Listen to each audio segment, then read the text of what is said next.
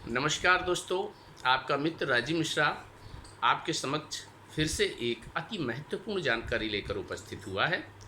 जैसा कि आप सभी को विदित है कि अप्रैल का माह समाप्त होने को है और हमारे सामने मई और जून के तपते हुए महीने आने वाले हैं। ऐसे महीने जिनमें बाहर निकलते ही हमें लू के थपेड़ों से बहुत असहनीय पीड़ा होती है और कभी कभी जब लू हमें लग जाती है तो हम आकर अपने चारपाई को पकड़ लेते हैं।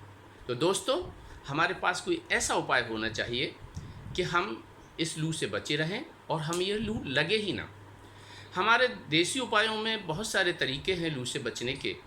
इसमें सामान्यतः ये कहा जाता है कि गर्मी के महीने में हमें इस प्रकार के खाद्य पदार्थ लेने चाहिए जिससे कि शरीर में पानी की कमी ना हो, जैसे ककड़ी, खरबूजा, तरबूज या इसी तरह के और भी चीज़ें बताई जाती हैं। और भी खाद्य पदार्थ बताए जाते हैं, कुछ पने बताए जाते हैं, जैसे कि आम का पना ले सकते हैं, आप बेल का पना ले सकते हैं, आप इमली का पना ले सकते हैं।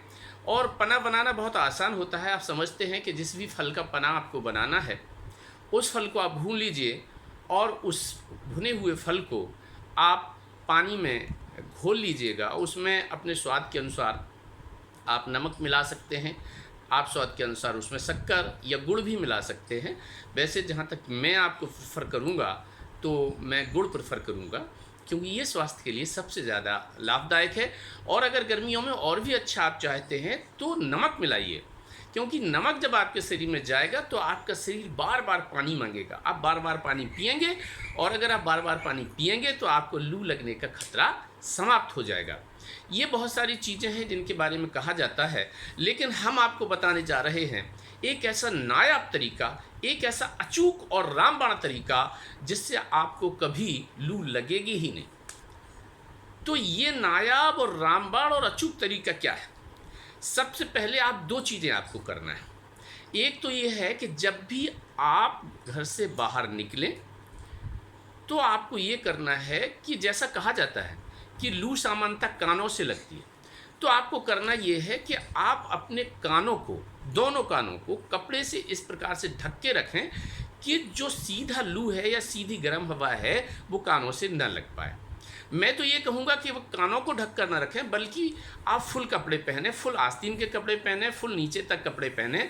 शरीर के किसी भी भाग को लू के सीधे संपर्क में ना आने दें। नंबर एक ये है। और दूसरा जो सबसे नायाब तरीका है, जिसका कोई तोड़ नहीं है, जो बिल्कुल अचूक है, रामबाण है, सबके घर में पाया जाता है, सबके पास रहता है, वो तरीका है प्याज। एक प्याज की छोटी सी गट्टी लीजिएगा, छोटा सा प्याज लीजिएगा, आप उसे अपनी जेब में डाल लीजिएगा, अपने बच्चों की जेब में डाल दीजिएगा। अगर आप पैंट शर्ट या इस ढंग की चीज़ें नहीं पहनते हैं तो आपके साथ जो कपड़ा है उसमें बांध लीजिएगा।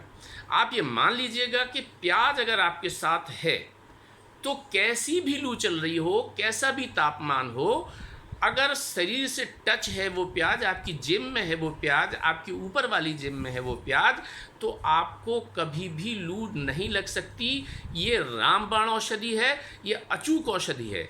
आप इसका प्रयोग करके देखिएगा, आपको कभी भी लू नहीं लगेगी, ये मेरा प्रॉमिस है। थैंक्स।